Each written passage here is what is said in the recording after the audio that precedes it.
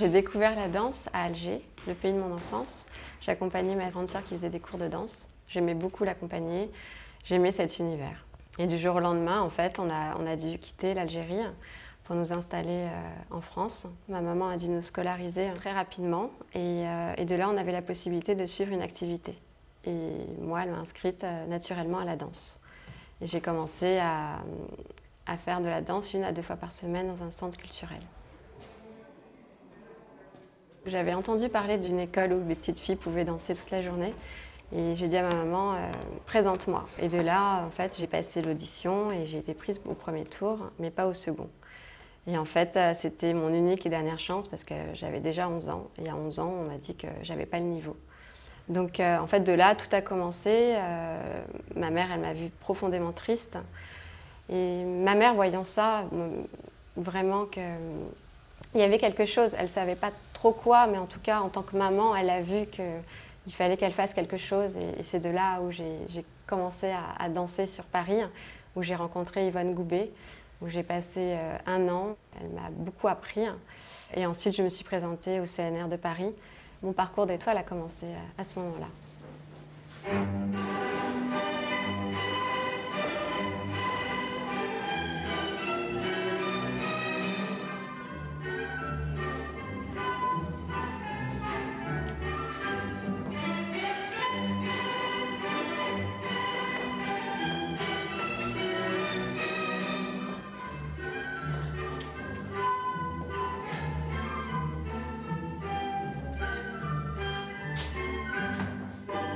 J'ai rencontré Marie-Hélène Levan qui m'a pris en main aussi.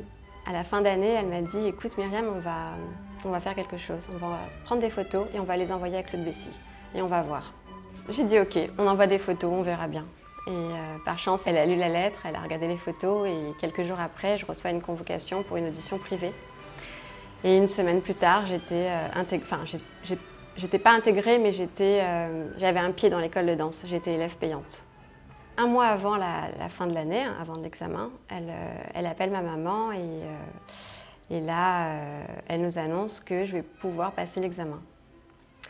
Et je prends le téléphone, j'ai Claude Bessy, elle me dit « Donc tu vas passer l'examen d'ici 1 mois, tu sais ce que ça veut dire ?» Et je lui dis ben oui, je vais passer l'examen. Elle me dit « Tu es intégrée, tu es élève maintenant. » Et je suis rentrée en 2e division et j'ai passé donc 3 merveilleuses années. C'était vraiment les 3 plus belles années de ma jeunesse. Je suis rentrée dans le corps de ballet à l'âge de 17 ans. Ça a été mon rêve qui se réalisait. Je pouvais danser matin et soir. Je gravis les échelons assez rapidement.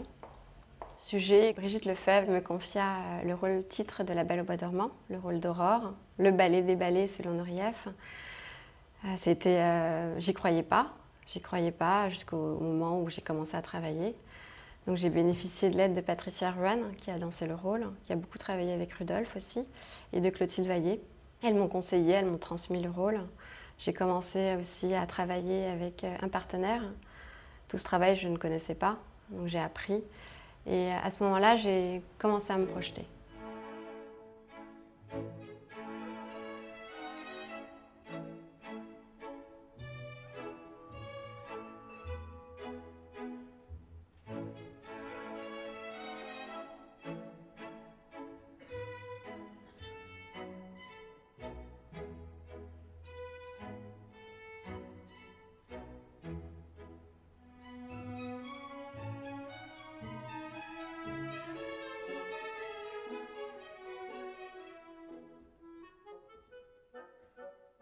Des professeurs qui m'ont marqué, c'est Attilio Labis, qui a été un mentor pour moi. C'est un grand artiste et un pédagogue hors pair. Ça a été comme un second père pour moi. Il m'a donné une base technique et aussi artistique qui m'ont permis en fait de progresser assez rapidement dans le corps de ballet. Et il y a aussi Laurent Novice, un danseur que j'ai rencontré quand je suis entrée dans le ballet. Il était sujet.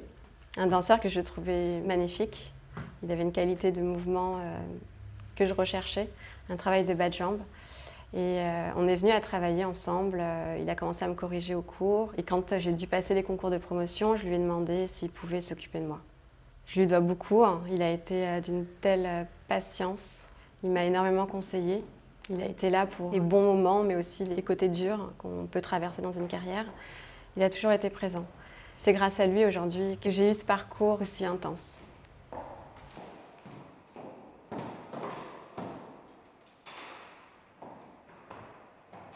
Les chorégraphes qui m'ont marqué, c'est Rudolf Nureyev.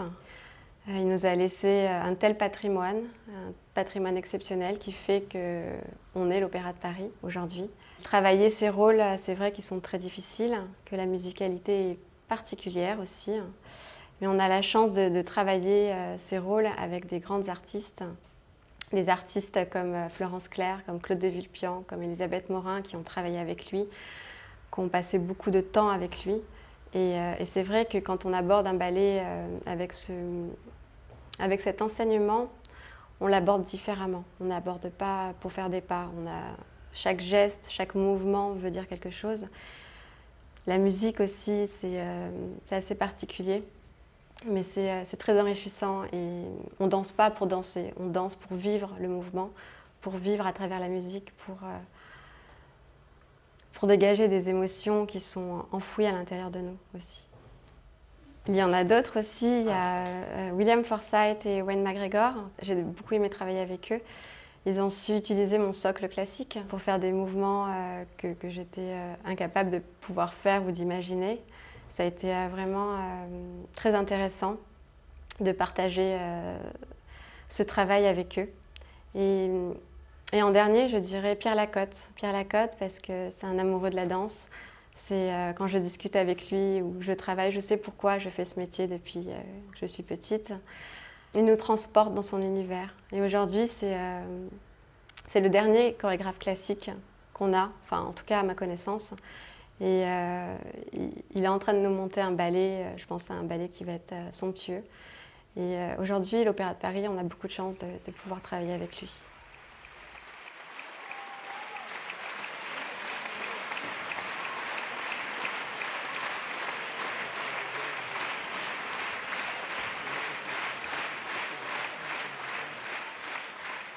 Cette proposition de Madame la directrice de la danse, j'ai l'honneur de nommer étoile du ballet de l'Opéra national de Paris, Mademoiselle Myriam Houlbras.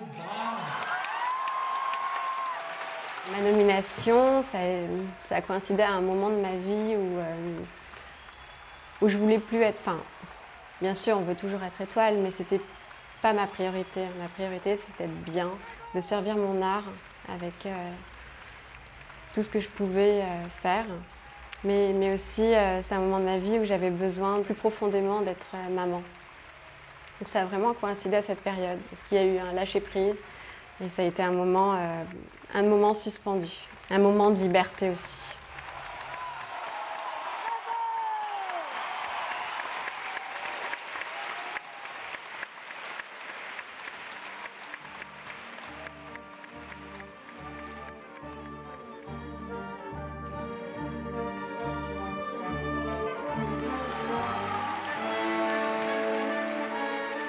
Le défilé, pour moi, c'est vraiment une parade unique et propre à l'Opéra de Paris.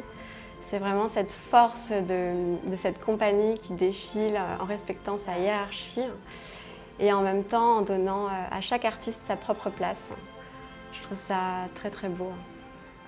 La première fois que j'ai défilé, donc j'étais dans le corps de ballet. Ça a été un moment exceptionnel. Et aujourd'hui, quand je regarde, quand je me prépare quand je mets mon diadème ou je mets mon tutu pour aller défiler, je traverse à ce moment-là des moments très forts. Et je vois aussi le chemin parcouru, les obstacles surmontés aussi. Il y en a eu beaucoup. C'est un très beau moment. J'en ai accompli certains, il m'en reste d'autres. Mais aujourd'hui, c'est vrai que je me consacre à ceux que j'ai pu réaliser. Et demain, on verra.